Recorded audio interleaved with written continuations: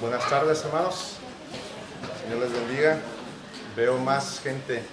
Gracias a Dios por eso.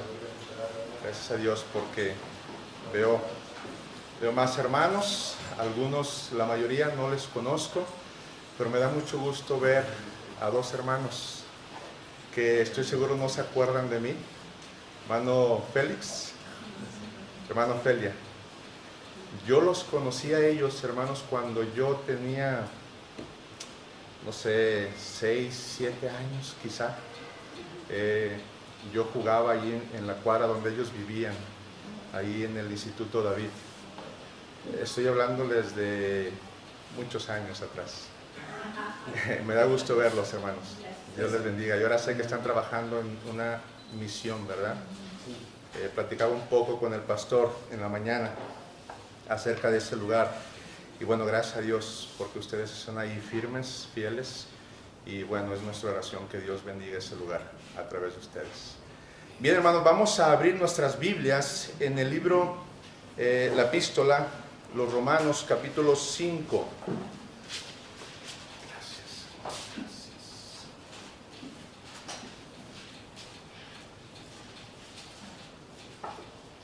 Romanos capítulo 5, versículos 6 al 11, que muy probablemente no alcancemos a cubrir todos los versículos, pero tomaremos como base estos primeros versículos de lectura. Romanos capítulo 5, versículos 6 al 11, sígame con su vista. Porque Cristo, cuando aún éramos débiles, a su tiempo murió por los impíos. Ciertamente, apenas morirá alguno por un justo. Con todo, pudiera ser que alguno osara morir por el bueno. Mas Dios muestra su amor para con nosotros en que, siendo aún pecadores, Cristo murió por nosotros. Pues mucho más, estando ya justificados en su sangre, por él seremos salvos de la ira. Porque si siendo enemigos fuimos reconciliados con Dios por la muerte de su Hijo, mucho más, estando reconciliados, seremos salvos por su vida. Y no solo esto, sino que también nos gloriamos en Dios por el Señor nuestro Jesucristo, por quien hemos recibido ahora la reconciliación. Vamos a orar. Señor, te ruego en esta tarde que tú hables a nuestros corazones, Señor, que tú hables a mi corazón a través de tu palabra.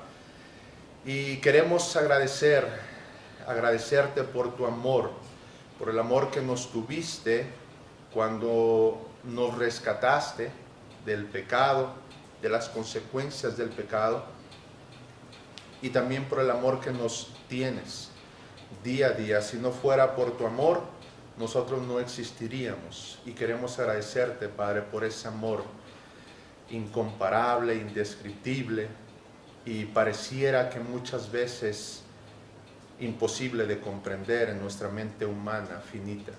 Gracias, Padre, por ese amor mostrado en la cruz, derramado en la cruz por nosotros, siendo totalmente inmerecedores. Tú decidiste amarnos y demostraste ese amor en la cruz. Gracias, Padre, por esta iglesia. Gracias por su pastor, por los hermanos. Gracias porque este lugar existe también precisamente por tu amor, Señor. Gracias por todo. Gracias por este tiempo de tu palabra, de predicación. Y nuevamente te ruego que tú hables a nuestros corazones a través de tu palabra. Por Cristo Jesús. Amén. Amén. Bien, hermanos, en la mañana hablamos acerca del amor. Hablábamos acerca de la importancia y la necesidad de aprender a amar. Y también veíamos que es realmente difícil amar. A veces pensamos que amamos muy fácilmente y que todos amamos. El amor está en boca de todo mundo, está en todo lugar, en todos los libros, en todas las canciones, en todas las películas y series que podamos ver, aparece allí el amor. Un amor distorsionado, un amor mal aplicado, un amor malbaratado. y veíamos un poco acerca de lo que es el amor, el verdadero amor en 1 Corintios 13, el capítulo del amor. Y ahora quiero que veamos, hermano, la mayor o la más grande manifestación de amor que nosotros podamos ver. Y eso es el amor de Cristo demostrado en la cruz. Recuerda que Pablo nos hablaba en 1 Corintios y decía, los dones son buenos, hay dones maravillosos, y Pablo decía, yo les aconsejo que busquen y procuren los mejores dones, pero yo les muestro algo aún más excelente. Y eso era el amor, el amor. Pero ahora vamos con Pablo al libro de Romanos y vamos a encontrarnos con una clase de amor, por así decirlo, una manifestación de amor que también creo yo muy tristemente, y con pesar lo digo, que no hemos alcanzado a comprender. Usted sabe, usted le puede preguntar a cualquier hermano, a sus hijos, a los jovencitos de escuela dominical y les pregunta, ¿tú sabes que Dios te ama? ¿Tú sabes que Cristo te amó? Y él va a decir, sí, claro, ¿cómo? Bueno, murió en la cruz por mí. Y eso es cierto, por supuesto. Dios nos amó enviando a su Hijo Jesucristo a la cruz a morir por nuestros pecados, pero no hemos alcanzado a dimensionar y quizás nunca lo alcancemos a hacer, en su totalidad lo que significa la muerte de Cristo en la cruz, por amor, hermano, por amor. Y Pablo es lo que nos está describiendo aquí, y en el capítulo 5, Pablo comienza a decir, aunque recuerde, es todo un contexto, no es que Pablo haya puesto punto final y luego inicia escribiendo el capítulo 5, sino es un todo, la carta. Pero el versículo 1 del capítulo 5 dice, justificados pues nosotros, la iglesia, por la fe, tenemos paz para con Dios por medio de nuestro Señor Jesucristo, por quien también tenemos entrada por la fe que tenemos nosotros en Él, en esta gracia, dice Pablo. Tenemos entrada en la gracia por la fe, en la cual estamos firmes y nos gloriamos en la esperanza de la gloria de Dios.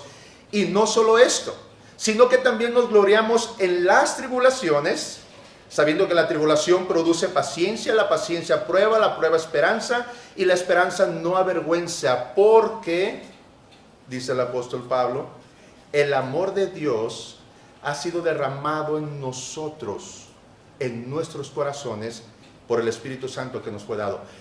Todo lo que Pablo está diciendo de la prueba, la esperanza, la paciencia, y todo a causa de las tribulaciones, dice Pablo, todo eso no nos avergüenza por una razón, porque el amor de Dios ha sido derramado en nuestros corazones por el Espíritu Santo. Entonces encontramos que el amor de Dios, o el amor, y por supuesto, si ese amor viene de Dios, porque Dios es amor, nadie puede amar, en este sentido del amor que nos expresa a Pablo, si no viene de parte de Dios. Y Juan lo explica, en Primera de Juan, lo explica más a detalle. No podemos amar si no venimos de Dios. Si no hemos nacido de nuevo, entonces no tenemos la capacidad de amar. ¿Qué es lo que sucede allá en el mundo cuando vemos tantos actos de amor? Bueno, eso es otra cosa y también tiene una explicación, pero centrémonos en este punto. Pablo dice, nosotros tenemos el amor de Dios derramado en nuestros corazones, por lo tanto, y vamos en retrospectiva, dice, sino que también nosotros nos gloriamos, gracias a ese amor que ha sido derramado en nosotros, nos gloriamos en las tribulaciones, sabiendo que la tribulación produce paciencia, la paciencia prueba, la prueba esperanza, y la esperanza no avergüenza. En las acciones de gracias, una hermana decía, todo lo que nos sucede, tragedias y todo eso, también es motivo de dar gracias a Dios por eso, porque Dios está en control. Bueno, la razón de eso, hermano, es porque tenemos el amor de Dios en nuestros corazones. Es por eso que nosotros podemos dar gracias por todo lo que suceda. Y ella mencionaba un pasaje, porque todas las cosas nos ayudan a bien, ¿verdad? Y sabemos y creemos y entendemos que Dios está en control de todas las cosas, por lo tanto, puedo agradecer por todo lo que suceda. Pero la razón de eso, hermano, Es porque el amor de Dios ha sido derramado en nuestros corazones.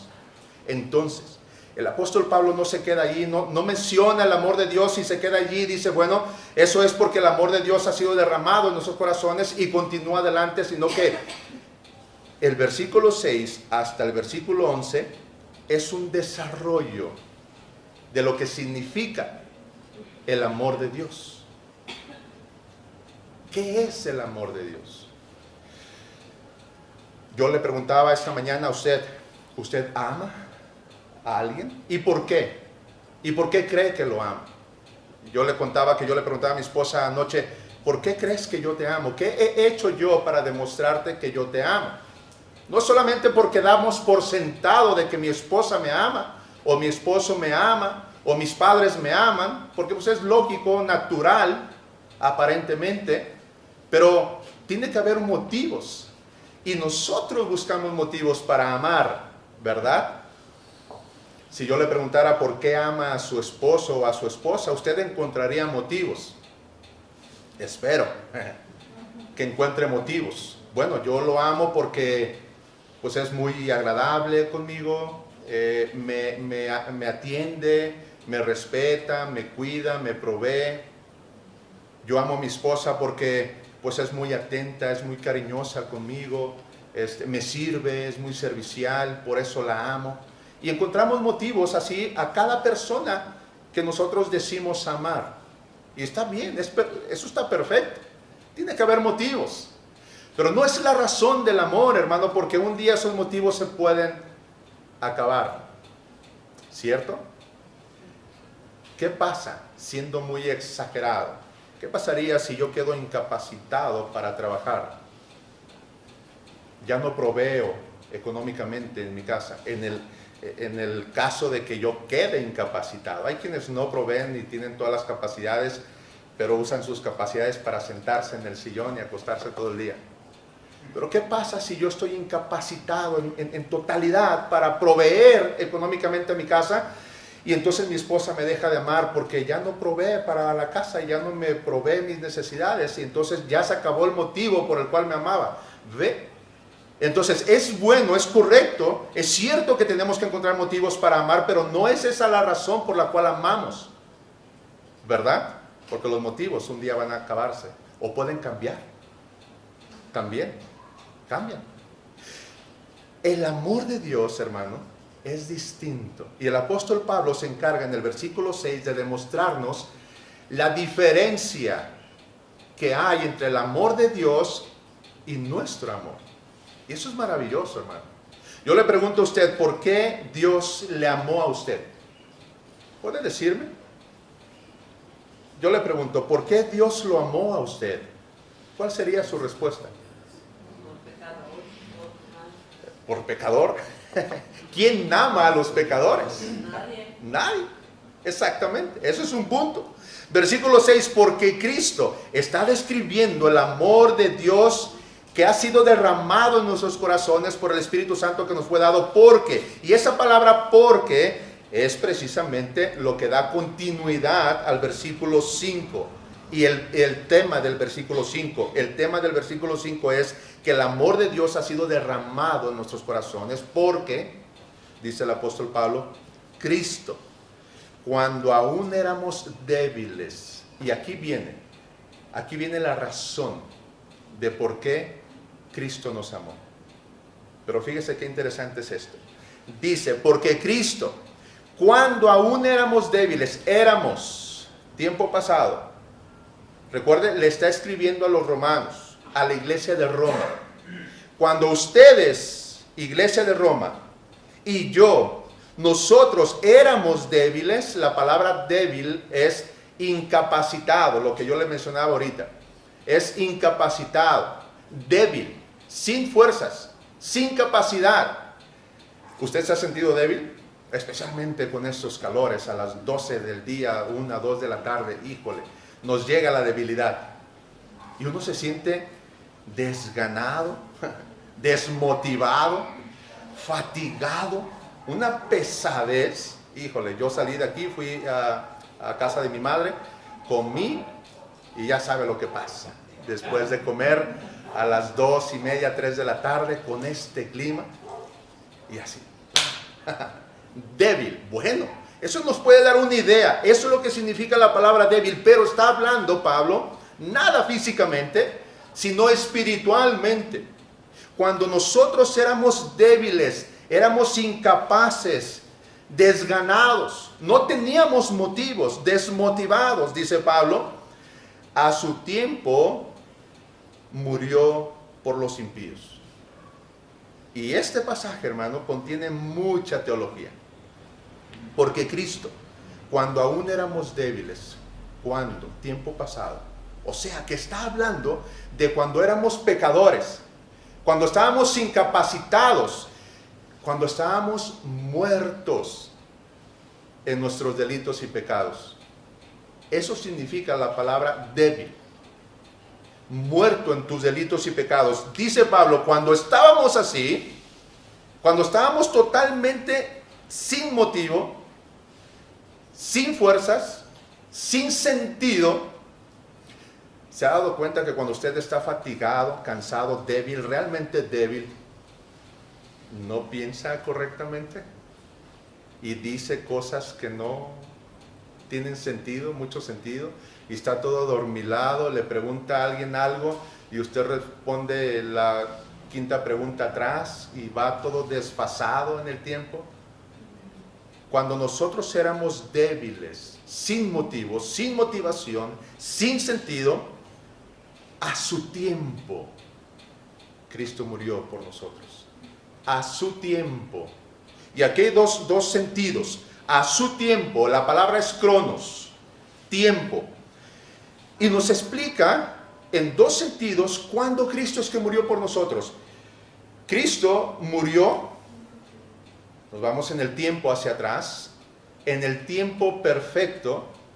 Dice la palabra de Dios que Dios envió a su Hijo en el tiempo exacto. Cuando vino el cumplimiento del tiempo, dice la Escritura, Dios envió a su Hijo. Cuando se cumplió el tiempo, ¿cuál tiempo? El tiempo de Dios. Dios envió a Jesucristo a la tierra cuando Dios ya había preparado todo el camino. Generación tras generación, tras generación, tras generación, evento tras evento, tras evento. Y cuando Dios dijo, es el momento, preparó al pueblo de Israel, preparó al pueblo romano, había conquistado todo el mundo conocido. El pastor Miguel Núñez dice, es interesante esto, cuando Cristo vino a la tierra, que Dios lo envió siendo el tiempo perfecto, el indicado, porque Dios había preparado todo en la tierra para que el evangelio fuera predicado y llevado. El pueblo romano, conquistando todo lo que se conocía, había preparado caminos, literalmente caminos, donde se pudiera caminar, ya fuese por carretas o a pie o los medios de transporte que había. El pueblo romano en su conquista preparó caminos hacia muchos lugares y entabló una comunicación con todas las naciones y con todos los pueblos que había conquistado. Es interesante eso. Y Dios dice, ya está listo, ya es el tiempo perfecto, y entonces viene Cristo a la tierra. Por otro lado, Pablo está diciendo que cuando nosotros éramos débiles en tiempo pasado, Cristo murió por nosotros. Cristo murió en la cruz en el año 33 después de Cristo. Pero, ¿cuándo se cumplió ese sacrificio en su vida? ¿Cuándo fue salvo usted? ¿Recuerdan ese día? Esa fecha. Hay quienes recuerdan el día, la fecha exacta, la hora exacta. Perfecto, qué bueno. Yo no me acuerdo de la fecha ni de la hora. Hay quienes sí. ¿Usted recuerda ese día, hermano, cuando fue salvo? El día en que fue salvo, el día en que cambió su vida. Bueno, ese día se cumplió el sacrificio de Cristo en la cruz en su vida. ¿Y por qué fue salvo ese día? ¿Se ha preguntado? Muchos dicen, me hubiese encantado conocer al Señor cuando yo era joven, cuando tenía fuerzas. ¿Ha escuchado eso? Cuando era joven y yo tenía mucho que darle y mucho que entregarle, y le hubiera servido, hubiera ido a misiones, hubiera sido misionero, le hubiera entregado mi vida. pero pues fui salvo ya muy viejo. Hermano, estamos diciendo que Dios se equivocó. Dios, te tardaste en llegar a mi vida. Porque recuerde que fue Dios quien lo encontró a usted, no usted a Dios. Dios no estaba perdido, el perdido era usted. Y Cristo vino y lo buscó, vino a buscar y a salvar lo que se había perdido. Entonces, dice Pablo que a su tiempo, ¿al tiempo de quién? Al tiempo de Dios. No se angustie, no se aflija, porque híjole, si tan solo hubiera sido hace tantos años algo. No, hermano, ahorita haga. Todavía está vivo. Me asombra mucho, y de verdad yo estaba allá atrás sentado mientras cantaban el especial, ver a la hermana Delia.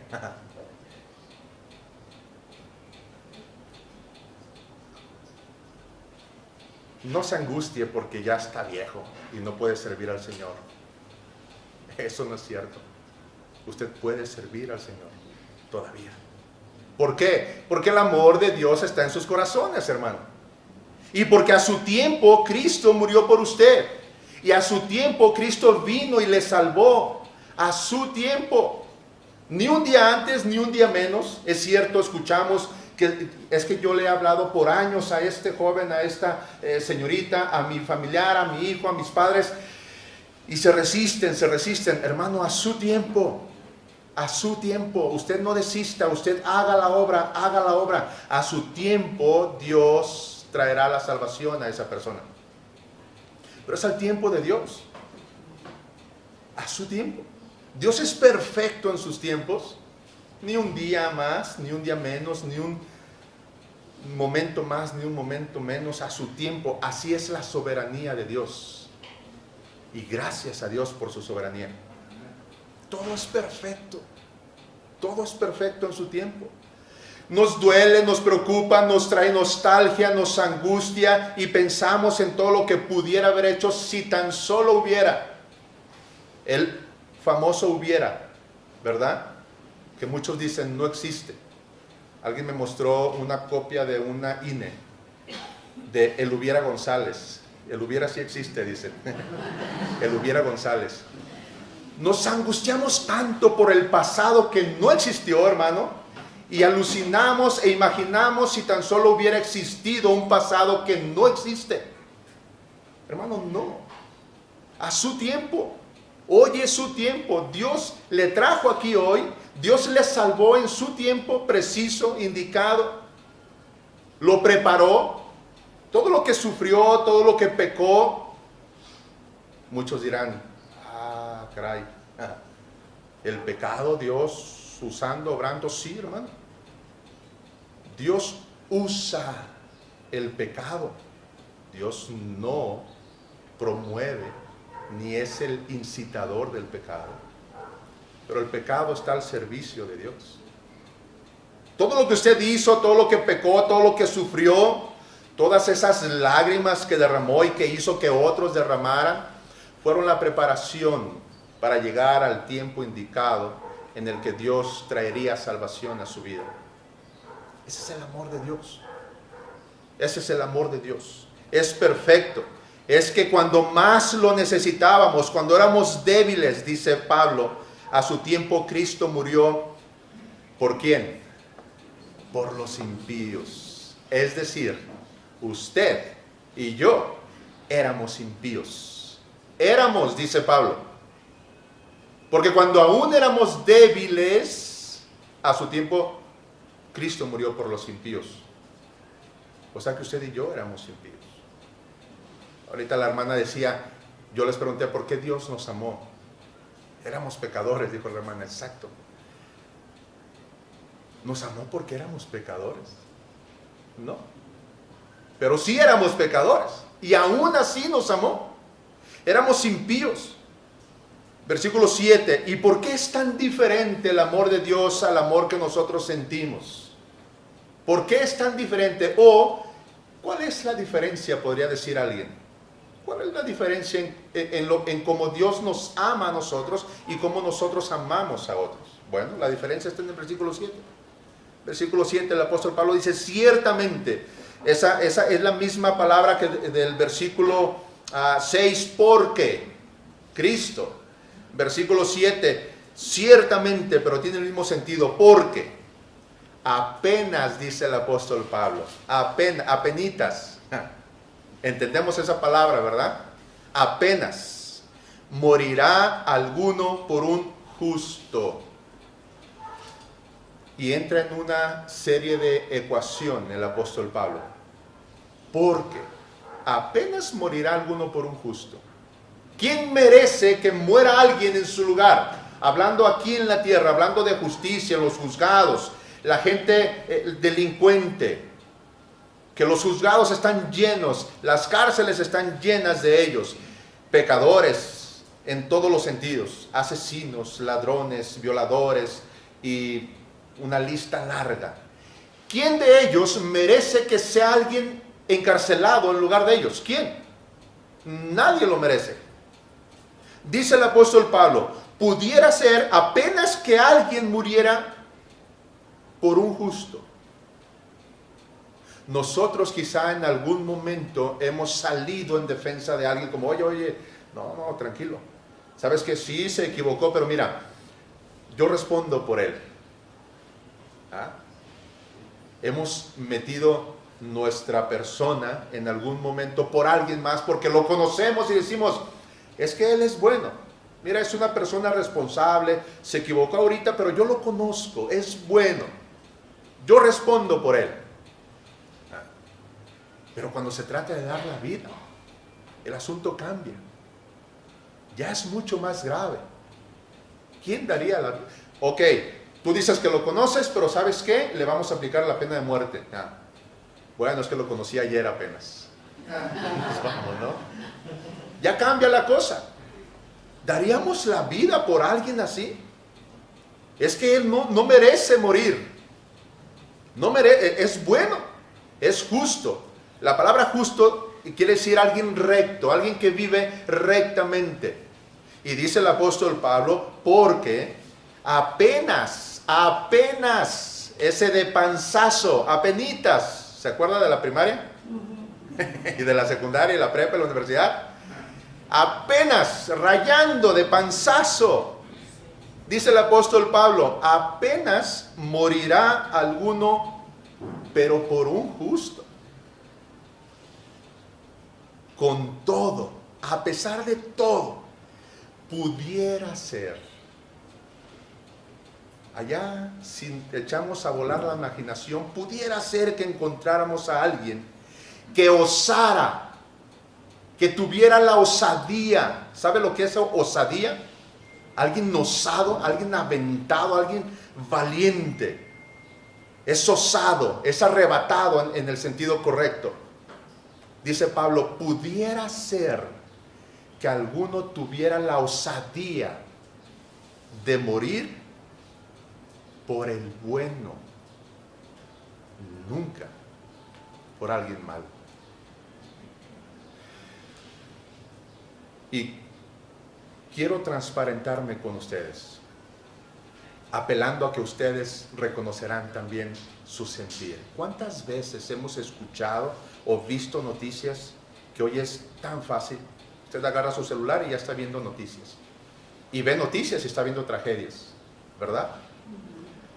¿Cuántas veces usted ha sentido, ha visto algún delincuente, ha visto lo que comete, el delito que comete, y usted siente, se lo merece? ¿Ha pensado eso? ¿O soy el único? Vengativo. Nos sale ese sentir, ¿verdad? Se lo merece. ¿Por qué? Porque mira lo que anda haciendo, mira lo que hizo. No me cabe en la cabeza cómo pudo hacer semejante delito. Se lo merece. ¿Cierto o no? Tenemos ese sentir. Siempre pensando eso. Dice el apóstol Pablo, nadie por un malo, por un justo a lo mejor pudiera ser. Quizá, dice el apóstol Pablo, alguien tendría la osadía de morir por un bueno. Mas Dios, y ahí encontramos otro pero, Dios muestra su amor para con nosotros, en que siendo aún pecadores, Cristo murió por nosotros. Pero defendemos la justicia y andamos pretendiendo ser justos, y nos metemos de jueces en todas las situaciones injustas que podemos ver. Nos topamos en la calle o en Facebook, ¿no? Todo el mundo es juez en Facebook, y ahí andamos dando nuestras opiniones y juzgando y sentenciando. Pero cuando se trata de nosotros, lo olvidamos. Defender al bueno, claro, perfecto. Defender al justo, por supuesto, ¿cómo no? Eso es justicia, él no hizo nada malo. Hay que defenderlo. Al pecador, juicio, ¿cómo no? Eso es justo. Que pague en la cárcel, pena de muerte, ¿no? Cadena perpetua. Y que le mochen las manos. Y ya está en la cárcel el mochador de manos. Y pretendemos ser justos, siempre la justicia, ¿verdad? Si no tenemos ese sentido de justicia, yo soy un justiciero, yo voy a hacer justicia siempre que pueda. ¿Has considerado tu propia vida? Amamos a quienes creemos que merecen ser amados, y no amamos a los que creemos que no merecen ser amados. Es que me hizo tanto daño, es que me ha lastimado tanto. Sí, lo perdono, pero no olvido. Una excelente frase facebookera, ¿verdad? Perdono, pero no olvido. Caray. Y somos tan justos en ese sentido. Pero cuando volteamos a vernos, hermano, esa justicia nos aplasta a nosotros. Nuestra propia justicia nos aplasta. Queremos andar haciendo justicia a todo mundo y diciendo, él es pecador. No le hables, es más, ni lo voltees a ver. No se lo merece. Trátalo con el látigo de tu desprecio. Se lo merece. Y andamos aquí, allá y todo. Esa justicia con la que juzgamos, cuando volteamos a vernos a nosotros mismos y vemos el versículo 8, mas Dios muestra su amor para con nosotros, en que siendo aún pecadores. Y quizá no alcanzamos a entender lo que significa ser pecadores. Hermano, la santidad de Dios demanda juicio. Muchos dicen, no, Dios es amor. El infierno no existe porque Dios es amor. Y tu Dios es un Dios airado y pecaminoso, injusto, cuando manda gente al infierno. Y luego escuchamos una respuesta que dice, no, Dios no manda a nadie al infierno. Ellos se mandan solos. Pero no es cierto. Dios manda al infierno. Es Dios quien envía a la gente al infierno. No le tengan miedo al que puede matar la carne, dice la Escritura. Témanle al que destruye el cuerpo y el alma en el infierno. Ese es Dios. Dios, sí, pero Dios es amor, sí, precisamente, porque Dios es amor, porque Dios es santo. ¿Sabe por qué Dios es amor como lo es? Un amor tan así, mas Dios muestra su amor para con nosotros en que siendo pecadores, Él murió por nosotros porque Él es santo. Dios es amor porque Él es santo. Y podemos llevar una lista larga de los atributos de Dios que seguramente ustedes han estudiado los atributos de Dios. La soberanía de Dios, la santidad de Dios, el amor de Dios y muchos atributos. Hermano, de todos los atributos de Dios, sin de ninguna manera tratar o pretender menospreciar a alguno, hay uno que hace énfasis. No dice Dios es amor, amor, amor. No dice Dios es poderoso, poderoso, poderoso. Dice Dios es santo, santo, santo. Y esa santidad, hermano, es lo que hace que Dios nos ame de tal manera. Y al mismo tiempo, esa santidad hace que Dios odie y aborrezca tanto al pecador. ¿Al pecador?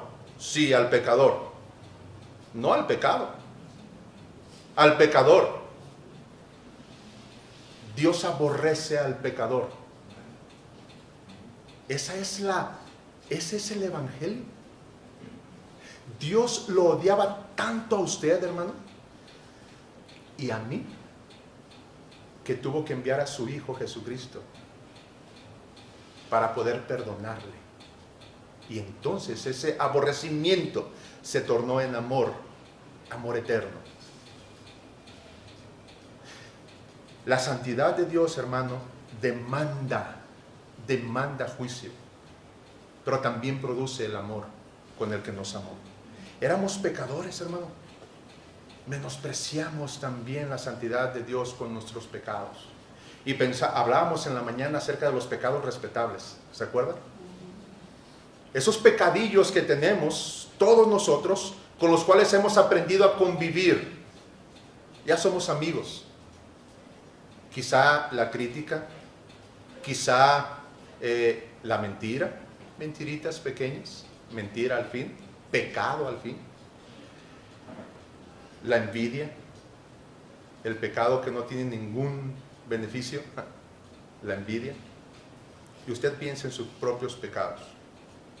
Pecados que usted ha aprendido a convivir con ellos.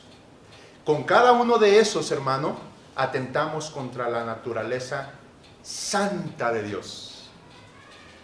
Y entonces, cuando entendemos eso, cuando entendamos eso, entenderemos la magnitud del versículo 8. Mas Dios muestra su amor para usted y para mí, en que cuando aún éramos pecadores, cuando estábamos muertos, podridos, en pecado contra Dios, Él murió por nosotros.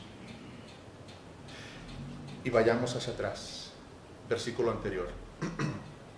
¿Usted moriría por alguien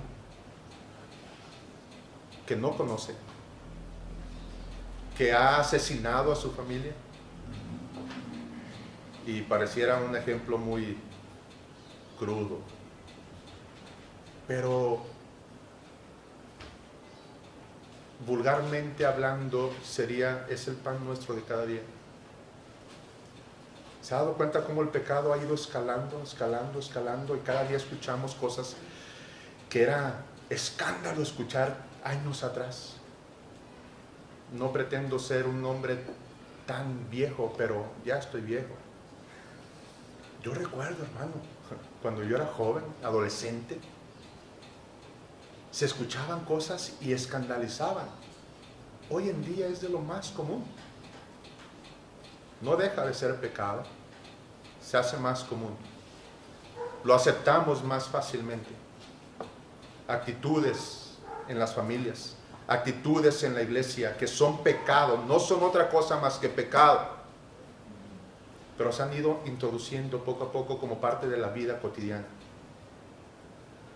Este caso común lo vemos día tras día, pero un caso específico que hace unas semanas conmocionó a todo México: la muerte de una jovencita en Monterrey.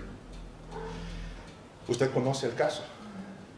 Una jovencita que se fue de fiesta, una jovencita que desapareció, andaba de fiesta y desapareció, y luego la empezaron a buscar sus padres, sus amigas. Salieron dos amigas que habían salido de fiesta con ella esa noche, la dejaron sola en la fiesta, ella se regresó sola a casa, un taxista por ahí que la movió, total que ella desapareció. La encontraron muerta después de una semana y media más o menos. Entonces empieza a salir todo el proceso. Y entonces nos damos cuenta que la noche de la fiesta, los papás de ella le dijeron: no, hija, no queremos que vayas, no vayas. La inseguridad está muy inseguro que andes en la calle, por favor no vayas. No le dieron permiso de ir. Se duermen todos y la jovencita se va de fiesta. ¡Qué triste! no la volvieron a ver. ¿Se imaginan? Despertar en la mañana pensando que su hija está en casa, dormida en su recámara, y resulta que está en una cisterna, muerta. Desobediencia a los padres, un pecado tan común. Falta de dirección del padre en el hogar, un pecado tan común. Y me da tanta tristeza y tanta impotencia y ver al padre exigiendo y sigue peleando hasta el día de hoy, exigiendo justicia. Qué triste, qué dolor ha de tener ese hombre en su corazón, pero yo pienso, en vez de reconocer la falta, una mala paternidad, se transmite o se pretende transferir la culpabilidad y la responsabilidad a otros. Padres, no es responsabilidad del gobierno cuidar a sus hijos, es responsabilidad de ustedes. No es responsabilidad del Estado tampoco, de la policía, no es responsabilidad de ellos, es de ustedes. Jóvenes, no es responsabilidad de los policías cuidarlos, es responsabilidad de ustedes sujetarse a los padres. Y como esos pecados, hermano, encontramos muchos tan comunes en la iglesia. Hermanos que no se hablan en la iglesia, y que si se hablan es porque ya me topé con él allí en ese pasillo y no hay para dónde irme, y no hay otra salida para el baño. Entonces, hola, o hola. Pecado común en las iglesias. Mas Dios muestra su amor para con nosotros en que siendo pecadores, Cristo murió por nosotros. Y Pablo nos estaba diciendo que es imposible, él encuentra imposible que alguien entregue su vida por alguien. Si acaso sucederá por alguien bueno, por alguien justo, por alguien recto, por alguien que conozco, por alguien que amo, por alguien a quien aprecio, a quien me siento deudor, pero nunca por un pecador. Y dice Pablo, ese es el contraste entre el amor de ustedes, humanos, y el amor de Dios.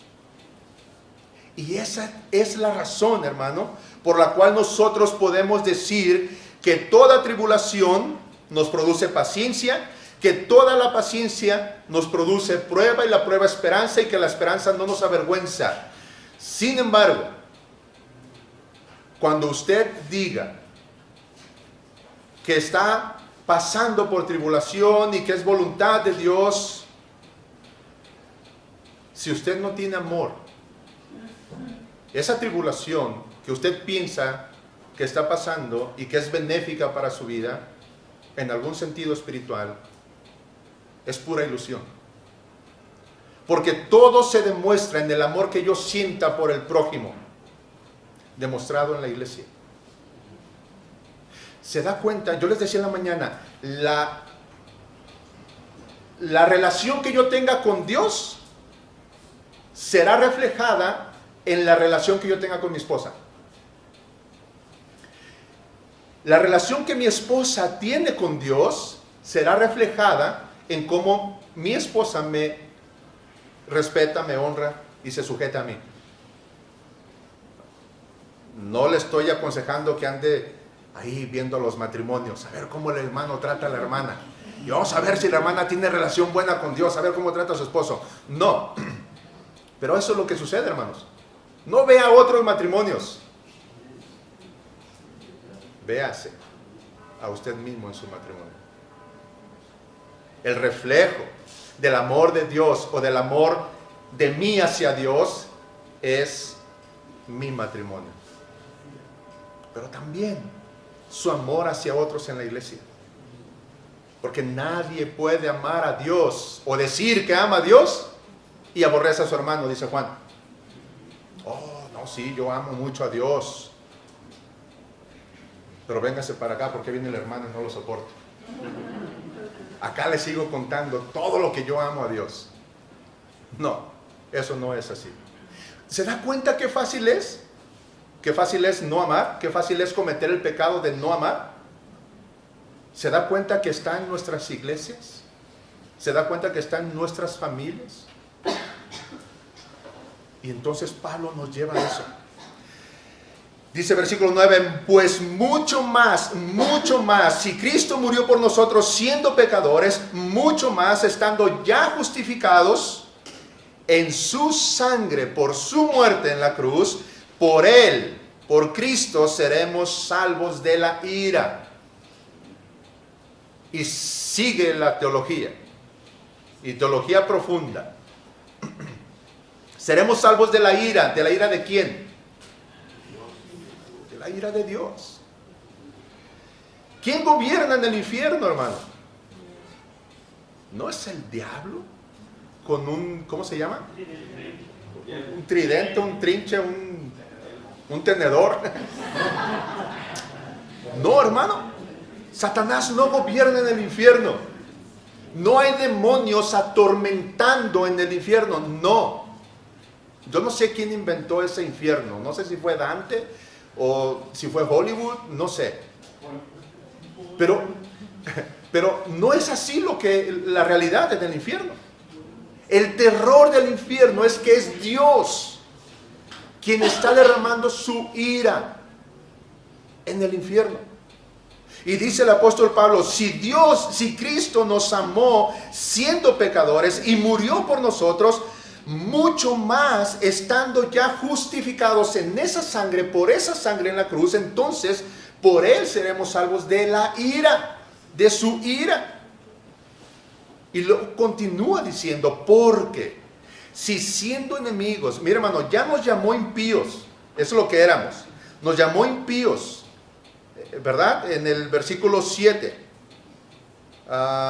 versículo 6, porque Cristo cuando aún éramos débiles, a su tiempo murió por los impíos, éramos débiles, éramos impíos, pecadores, versículo 8, mas Dios muestra su amor para con nosotros en que siendo aún pecadores, éramos incapaces, éramos impíos. La palabra impíos es muy fuerte. Éramos pecadores. Versículo 10, porque si siendo enemigos, y ahora nos llama enemigos.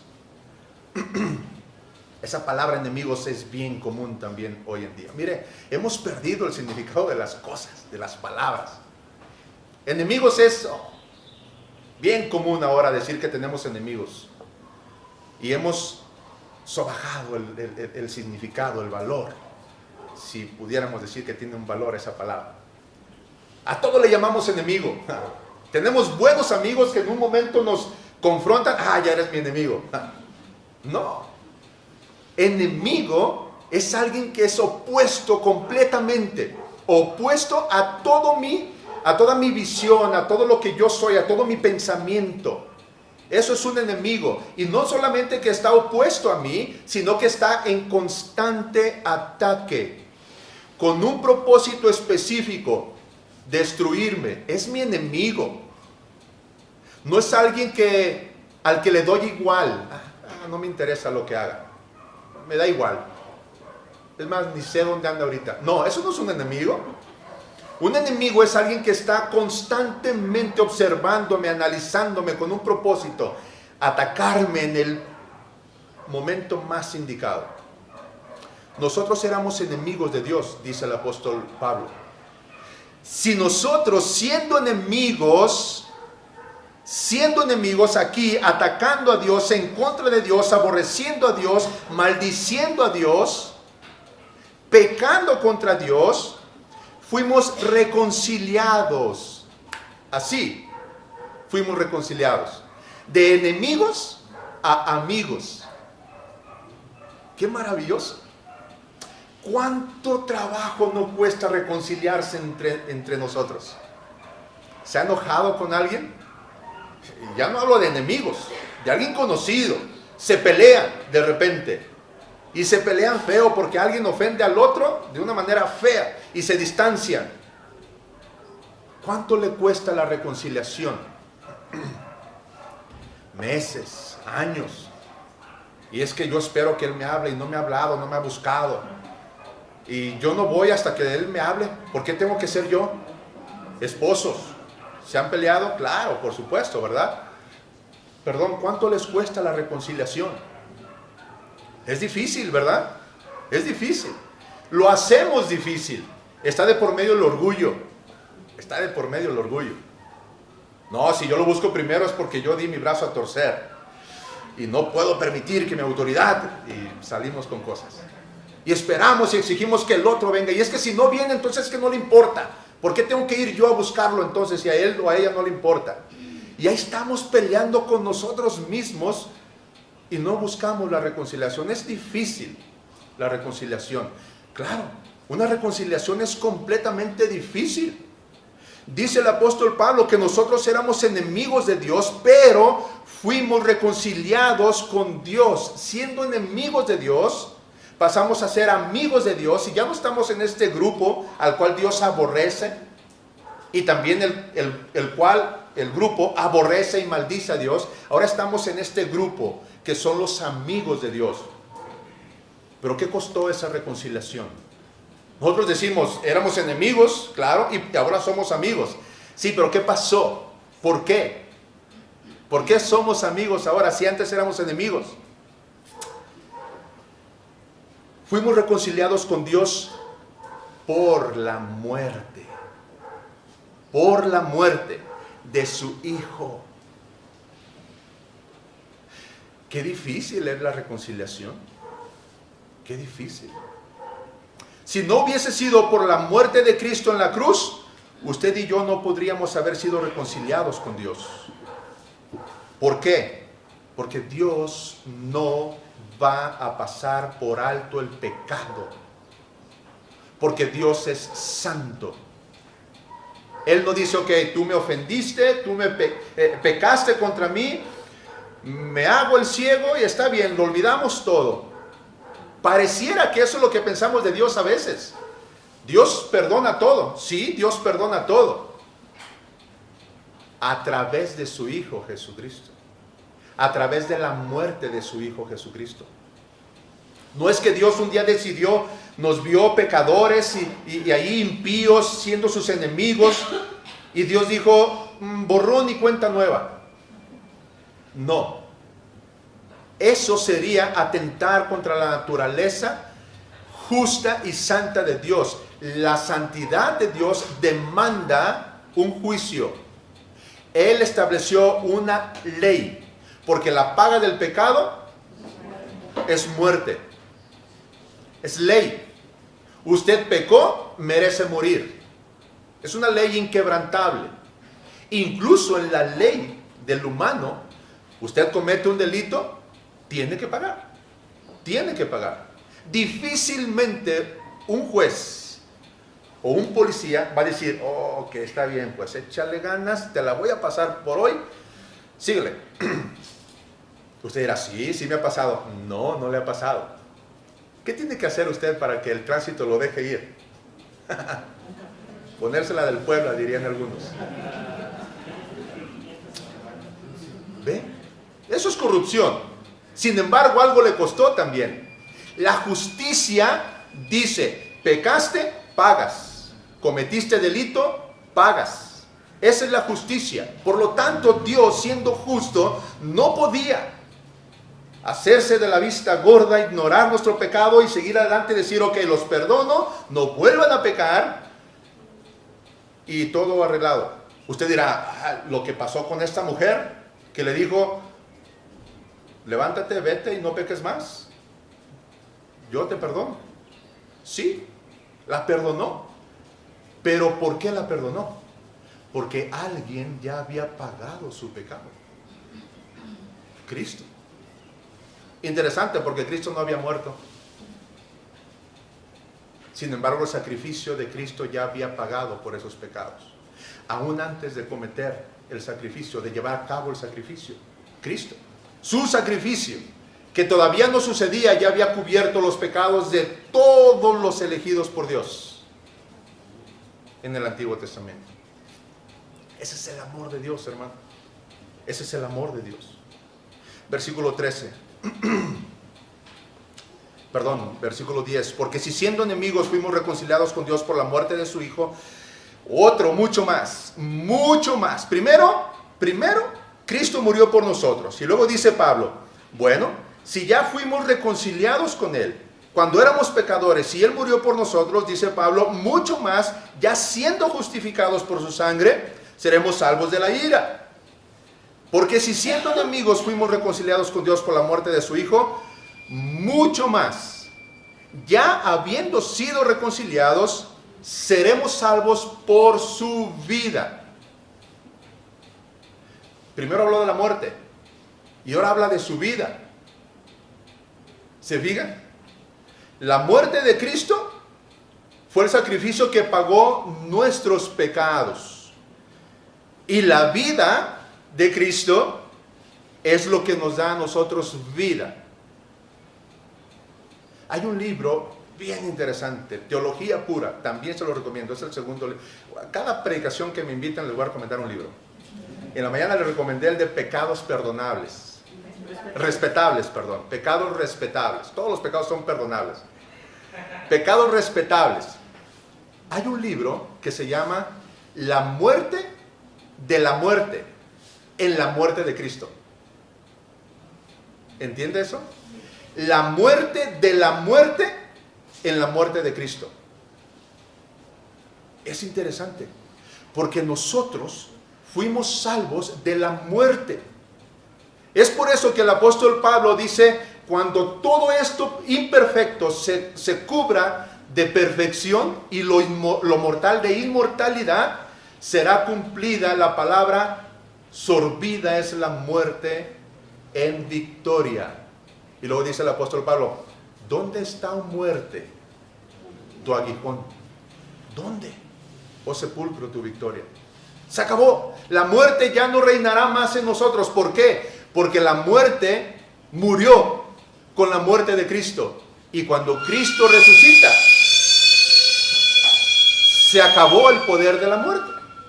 Con la resurrección de Cristo se acabó el poder del pecado en nosotros.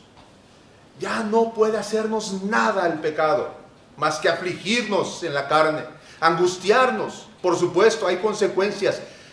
No más allá de eso. Nuestra vida está segura por la vida de Cristo.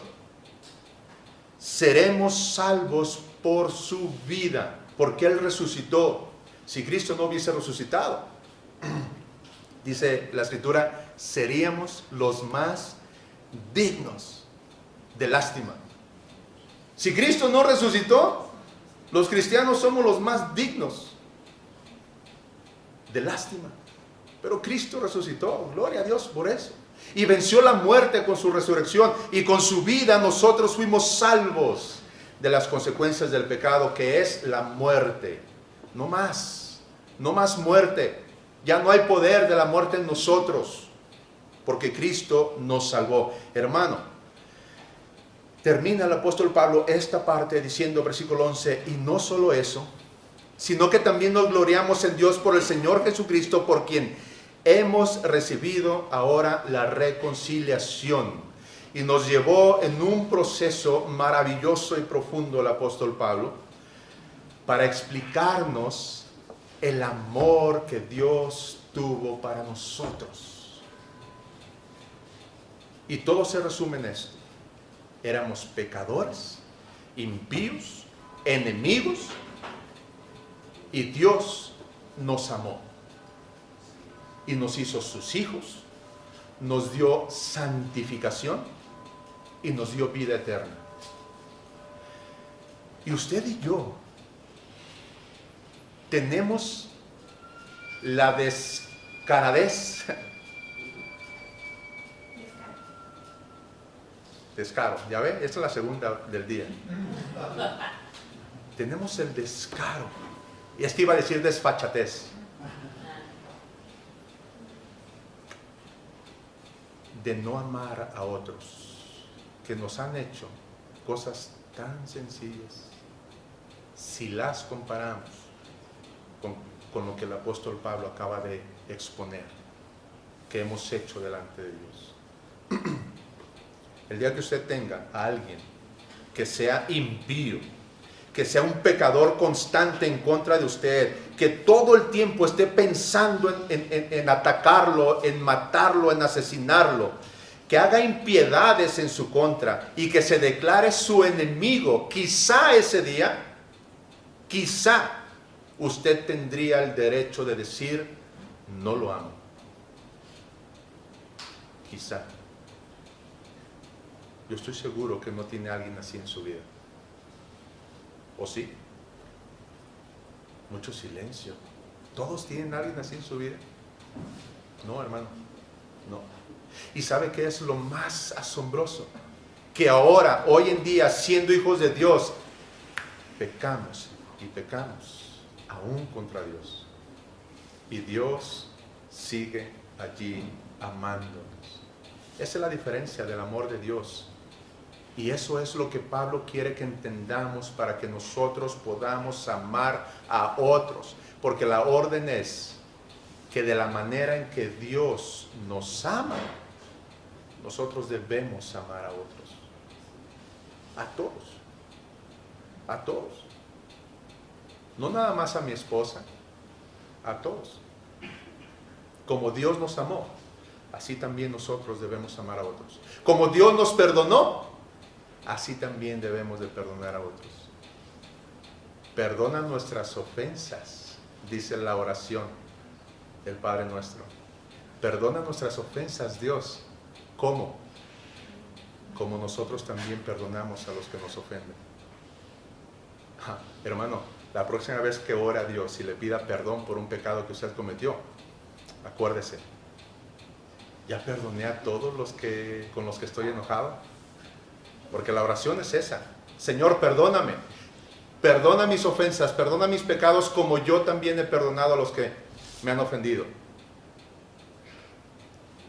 Por eso es, si tú vienes al altar y traes tu ofrenda y te acuerdas que tienes un problema con alguien, deja ahí tu ofrenda y ve y arregla ese problema. Qué difícil es amar, hermano. Qué difícil es amar. Pero tenemos un ejemplo maravilloso, asombroso. Vayamos a Él y amémonos unos a los otros. Pongámonos de pie, hermano.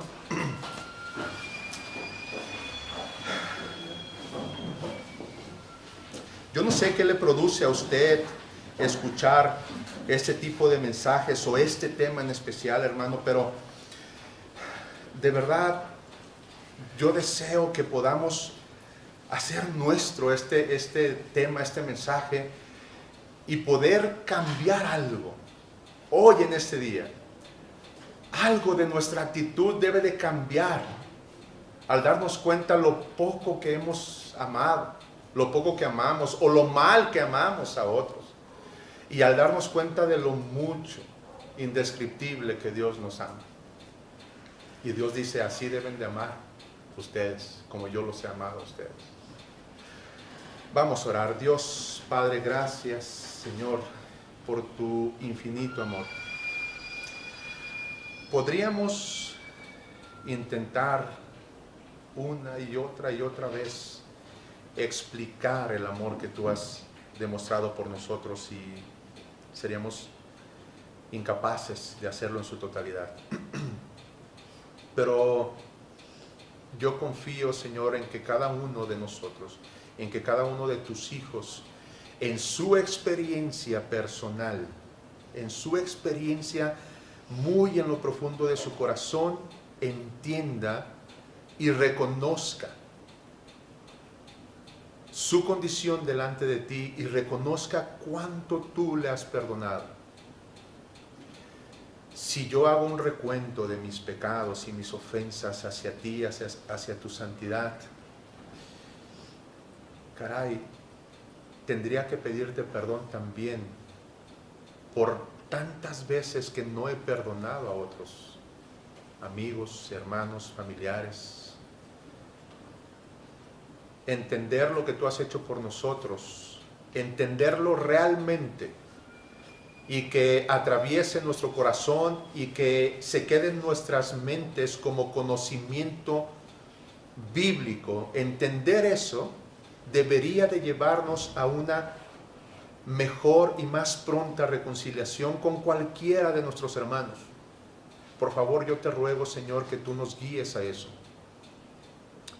No es posible, tú dices en tu palabra, que digamos que te amamos y que no amemos a nuestros hermanos, que estemos peleados unos con otros, que haya divisiones en las iglesias, que haya críticas, que haya juicios, que haya rechazos. No es posible. Pero sabemos que así vivimos muchas veces. Te pedimos perdón y te suplicamos que tú nos guíes a una reconciliación entre hermanos. En eso es en lo que van a conocer los de allá de afuera, en que nosotros somos tus hijos, en que nos amemos unos a los otros. Bendice esta iglesia y gracias, Padre, por ellos. Gracias por su amor para conmigo sin conocerme. Gracias por la amistad también que hay entre nosotros. Gracias por el pastor, por su amor hacia mi persona, hacia mi familia. Gracias por la amistad que nos has concedido también. Bendice su ministerio, bendice esta iglesia y rogamos, Señor, de tu amor en nuestras vidas por Cristo Jesús. Amén. Amén. Dios le bendiga, mis hermanos.